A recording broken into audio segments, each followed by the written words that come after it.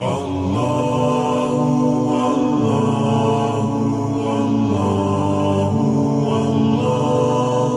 سنتا تھا تراوی میں آ کر مجھے سنتا تھا، پورا پورا گھنٹہ کھڑے ہو کر مجھے سنتا تھا، یا اللہ میں سفارش کرتا ہوں اس کی سفارش قبول فرما۔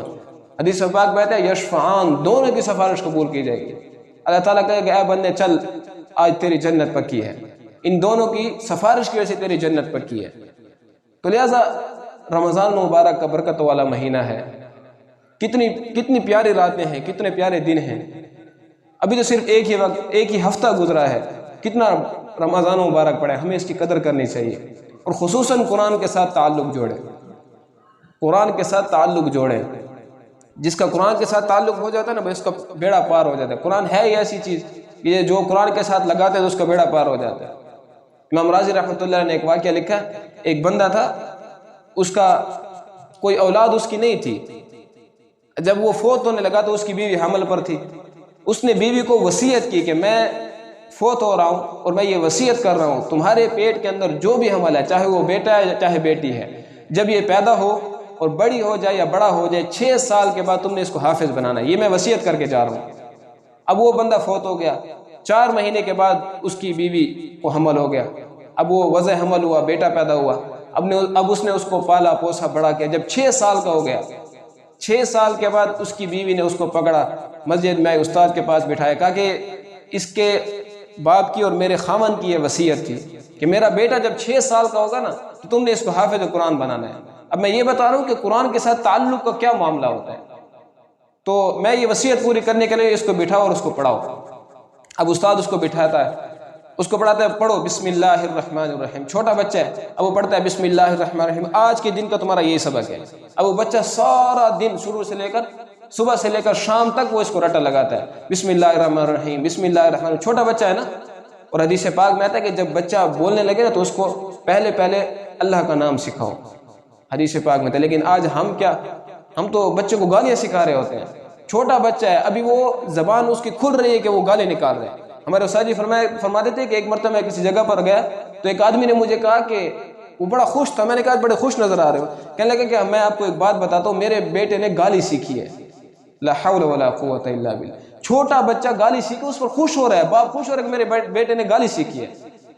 تو اپنے بیٹے کو گالی نہ سکھاؤ، قرآن سکھاؤ، بسم اللہ سکھاؤ، اللہ کا نام سکھاؤ۔ تو بہرحال وہ سارا دن اس نے بسم اللہ الرحمن الرحیم پڑھا۔ جب رات کو گھر آیا، ماں نے پوچھا کہ بیٹا آج کیا سبق پڑھا تھا؟ تو اس نے کہا کہ اور تو کچھ نہیں پڑھا ہے، استاد جی نے یہ پڑھا ہے بسم اللہ الرحمن الرحیم، میں سارا دن یہی یاد کرتا تھا۔ جب رات کو اس کی بیوی سوئی، خواب میں اس کو خاوند ملا کہ سونے اور چاندی کے محلات پر بیٹھا ہے۔ پہلے دیکھا کہ وہ رونے لگا، پھر ہنسنے لگا۔ بیوی نے کہا کہ اتنے پیارے محلات میں ہو اور کیوں رو رہے ہو؟ اس نے کہا کہ رونے کی وجہ یہ ہے کہ 6 سال تک میں قبر کے اندر مجھے عذاب ملتا رہا، قبر کے اندر 6 سال تک مجھے میری خطا کاریوں کا، مجھے میری جو گناہ ہے تو اس کا گناہ مجھے ملتا رہا، عذاب مجھے ملتا رہا۔ لیکن پھر ہنسنے لگا، کہا کہ ہنسنے کی کیا وجہ ہے؟ کہنے کہ جب تم نے میرے بیٹے کو استاد کے پاس چھوڑا اور اس نے کہا بسم اللہ الرحمن الرحیم، پورا دن یہ پڑھتا رہا، تو اللہ تعالیٰ نے حکم دیا کہ اس کو جنت میں داخل کرو۔ تو فرشتوں نے جھگڑا کیا کہ یا اللہ 6 سال تک تو اس کو عذاب ملتا رہا، اب یہ کیسے جنت کا فیصلہ ہو گیا؟ تو اللہ تعالیٰ نے کہا کہ اس کا جو چھوٹا سا معصوم سا بچہ گناہوں سے پاک ہے، وہ پورا دن مجھ سے رحم کی بھیک مانگتا رہا، بسم اللہ الرحمن الرحیم، شروع اللہ کے نام سے جو بڑا مہربان نہایت رحم والا ہے۔ ایک بیٹا، ایک چھوٹا سا معصوم بچہ پورا دن مجھ سے رحم کا بھیک مانگ رہا ہے اور میں اس کے باپ کو عذاب دوں، یہ کیسے ہو سکتا ہے؟ تو اللہ تعالیٰ نے یہ بتانا مقصود یہ تھا کہ قرآن کے ساتھ جب انسان تعلق جوڑتا ہے نا، اپنی اولاد کو قرآن والا بنائے، یہ صدقہ جاری ہے انسان کے لیے۔ پہلے بھی ایک مرتبہ آپ کے سامنے عرض کیا تھا کہ بہت بڑا آدمی تھا، پتہ نہیں لاکھوں کروڑوں اس کی تنخواہ تھی، باہر ملک میں تھا، اخبار میں بھی یہ بات چھپی تھی۔ اس کا باپ ہوتا کہ اس نے کہا کہ دفنانا نہیں ہے، میں آ رہا ہوں۔ اس نے جہاز کی ٹکٹ کرائی، کراچی پہنچ گیا۔ جب کراچی پہنچا، باپ کی لاش کے پاس کھڑے ہو کر زاروں کا طور رو رہا ہے۔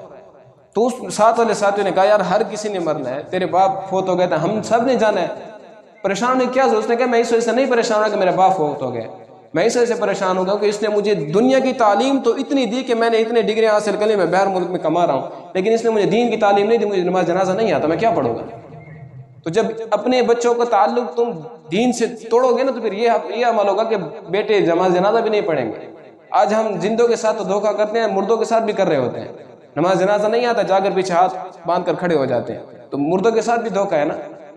تو ایک چیز روزہ، دوسرا رات کی تراویح، ان دو کا اہتمام کریں۔ ابھی وقت بہت ہے، ایک ہی ہفتہ گزرا ہے رمضان مبارک کا، ابھی تو پورا 2-3 ہفتے رہتے ہیں، تو اس لیے دو چیزوں کا اہتمام کریں، ایک روزے کا اور ایک تراویح کا۔ تراویح کا میں نے آپ کو بتایا کہ اتنا ثواب ہے کہ انسان شمار نہیں ہوتا، کیلکولیٹر جواب دے جاتا ہے۔